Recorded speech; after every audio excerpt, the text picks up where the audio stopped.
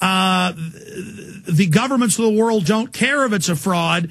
So A, what's going to be their new scam? And B, how do we get them out of the schools? How do we stop their brainwashing? How do we stop the cult, in Al Gore's own words, this new religion of world government worshiping from taking over?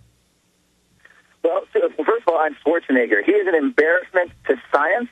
He actually came out in a radio address, I believe it was last spring, and told people they should hang their clothes to air dry to save energy. The same Arnold Schwarzenegger who was commuting to work in the governor's office in a private jet had the audacity to tell Californians we were going to be imposing huge regressive energy taxes on due to man-made global warming fears that they should be air drying their clothes. On the second point, you mentioned global government. People say, oh, well, you're a conspiracy. That's it. No, we use their own words. Al Gore in July, the U.S. climate bill will lead to global governance. Former French President Jacques Chirac, the Kyoto Protocol on global warming, the first step to an authentic global governance.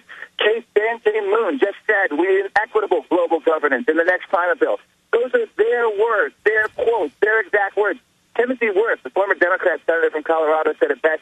Even if we're wrong on the science of global warming, we're still doing right by policy. It's never been about the science.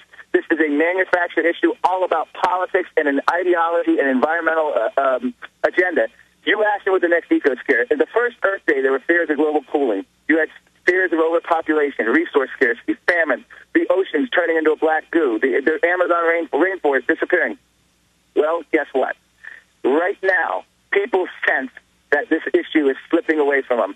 In this year and in last year, the UK Green Party has come out and said that lack of oxygen is a more serious threat than global warming. In other words, mankind is causing the atmosphere, oxygen, to disappear from the atmosphere. They're already test marketing the next eco-scare. More to the point, Lori David, Al Gore's producer, is also test marketing the next eco-scare. In the Huffington Post a couple months ago, she wrote, she was presenting information that plastic waste is now in some ways more alarming than man-made global warming.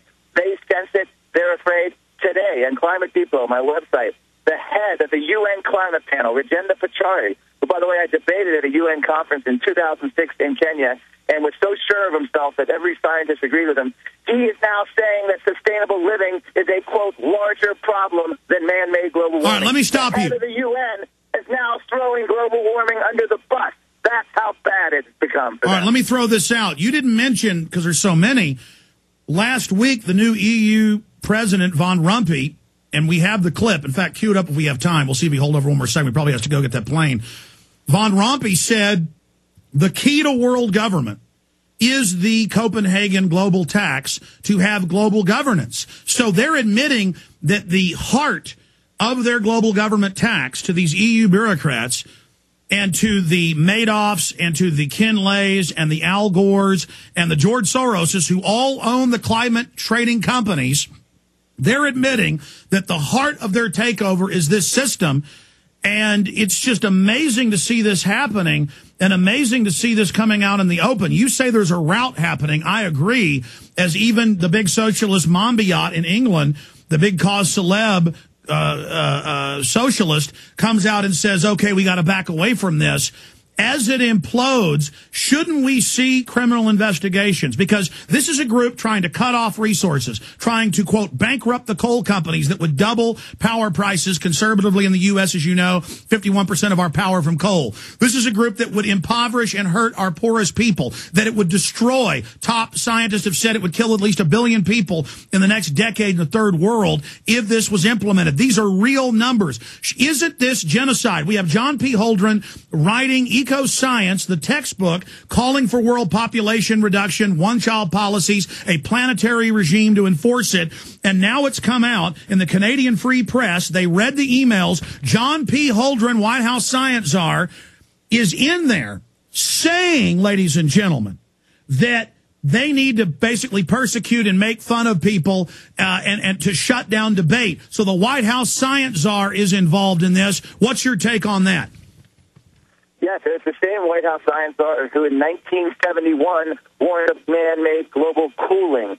John Holdren, I mean, it's amazing that these people get respect. Obama has Energy Secretary Chu, who actually says science is speaking in his ear, and it's the first time in human history that science tells them for certain what the future will be like 100 years from now.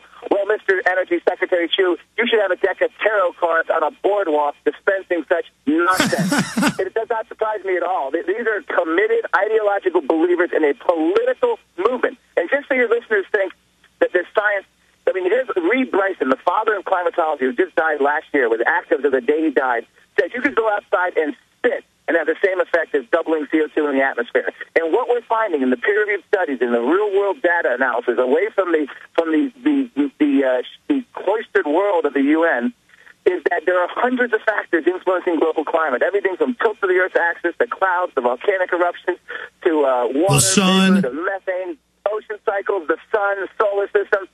To sit there and say it's a single trace essential gas in the atmosphere that we exhale from our mouth that's driving climate is now laughable, even in the scientific community, with peer-reviewed studies showing that CO2 is one factor out of hundreds, and that you can't even distinguish the impact of rising CO2 from natural variability. So the bottom line is these computer models that you'll hear about, oh, this could happen, this might happen.